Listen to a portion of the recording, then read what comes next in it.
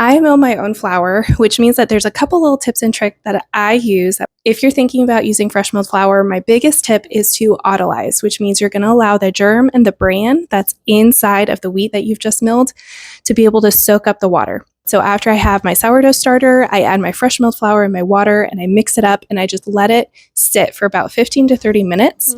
That's going to really allow the bran and the germ to soak up the water, and it's going to make it a much more lovely, light, airy texture. As well as, here's the other part of that trick. So I take a little bit of the water from the recipe, put it aside in a bowl, and I add my salt in there, and I let that sit while I'm autolyzing.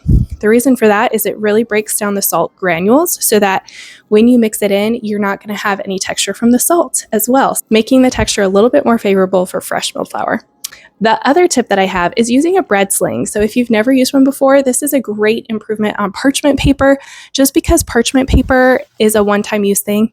And it often, for me, when I bake with it, the tops get really crispy and I'm always so nervous that I'm going to drop my whole entire loaf of fresh bread all over the floor. So this gets rid of that problem. This is a bread sling, so you can pull it straight out of your Dutch oven, put it onto the cooling rack, and you don't have to worry about parchment paper ripping or breaking. I also really love that these are top rack dishwasher safe. They also come with this cute little ring that goes around the outside that makes it so easy to store in any of your drawers. It's a really great tool if you're just starting out, and even if you're a seasoned baker, being able to ditch the one-time use parchment paper that you go through pretty quickly if you're baking a lot and replace it with this bread sling has been a great improvement in my kitchen.